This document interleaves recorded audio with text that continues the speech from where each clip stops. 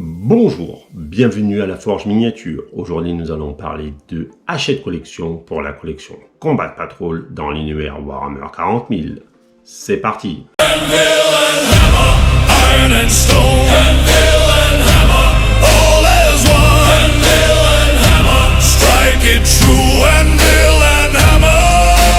Avant de commencer cette vidéo, un petit like, un petit commentaire, ça me soutient grandement auprès de YouTube, donc je te remercie si tu le fais.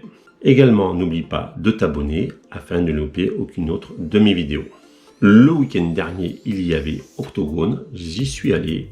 Donc, dans le week-end qui va arriver, je vais te sortir un petit vlog sur mon retour d'Octogone. Sache que j'ai adoré et j'ai rencontré des grands youtubeurs, enfin grands, dans le milieu de la figurine, évidemment. Voilà, trêve de blabla, on est parti pour ce unboxing.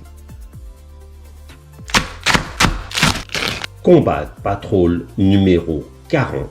À l'intérieur, 5 Terminateurs du chaos sur 2 grappes différentes avec 5 socles ici présents. Nous allons de suite regarder les grappes. Première grappe. Alors, à savoir que c'était 2 grappes attachées, mais pour la présentation, je les ai coupées en 2 pour vous les présenter plus facilement. Donc, ici, vous avez des options d'armes, ici, les griffes, voilà, avec les différentes décorations sur les Terminators, quelques Terminators avec l'ensemble. Ici, on continue avec quelques armes, des décoratifs, des points. Nous passons à la deuxième grappe. Pour la deuxième grappe, nous avons les têtes ici présentes.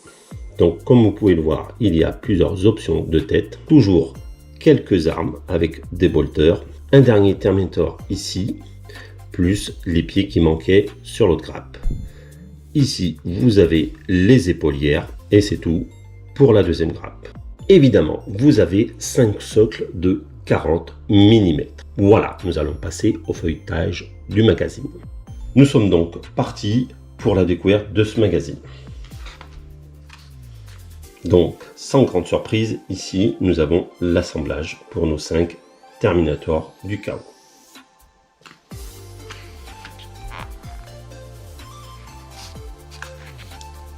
Voilà, comme je vous disais, vous avez plusieurs options de tête pour vos Terminators.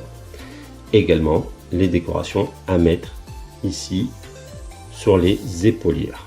Et les épaulières que vous pouvez également changer d'un personnage à l'autre.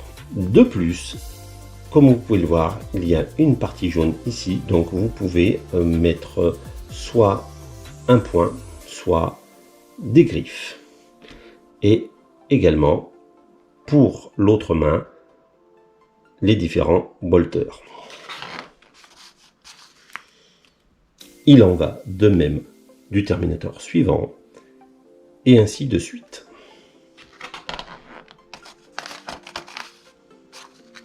Voilà, et le dernier, où vous pouvez l'équiper d'un gros calibre. C'est l'autocanon pour être plus précis. Voilà, donc ça vous permet de vraiment, si vous avez pris 3 fois le magazine afin d'avoir vos 15 Terminators, et bien d'avoir des Terminators un peu personnalisés grâce aux différentes têtes, épaulières et décoration d'épaulières. Nous sommes donc partis pour la partie peinture. Donc sans surprise, ils vous font sous-coucher en noir, appliquer le métal, le doré, le rouge, les cuirs. Enfin là c'est pas vraiment du cuir, c'est plus de la peau.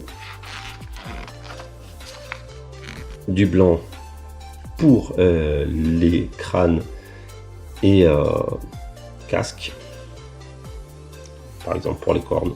Bon, après évidemment vous avez toutes les autres couleurs et ainsi de suite, hein. Je vais pas continuer à vous les énumérer. Voilà, donc là j'étais en train de lire un petit peu ce qu'il disait, pourquoi le jaune, pourquoi le bleu. En fait c'est pour mettre une touche d'historique sur vos figurines afin de dire ben voilà, il a tuer des ultramarines, les shades, voilà, toutes les shades.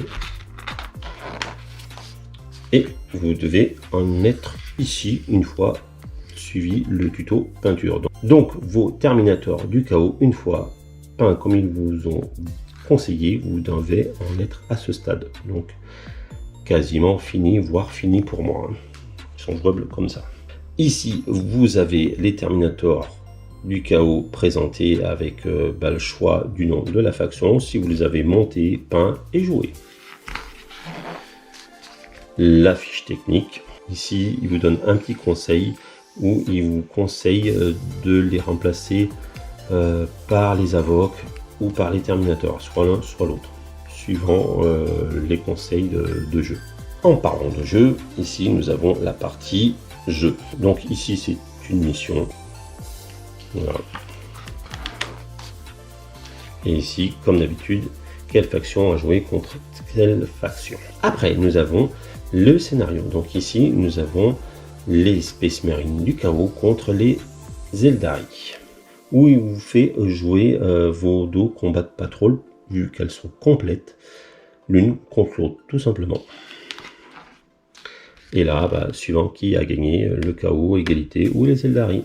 Dans le prochain magazine, ça sera le numéro 41 et nous arrivons aux orques. Ça tombe bien car la semaine prochaine, nous allons enfin pouvoir commander la boîte Armageddon de la V11.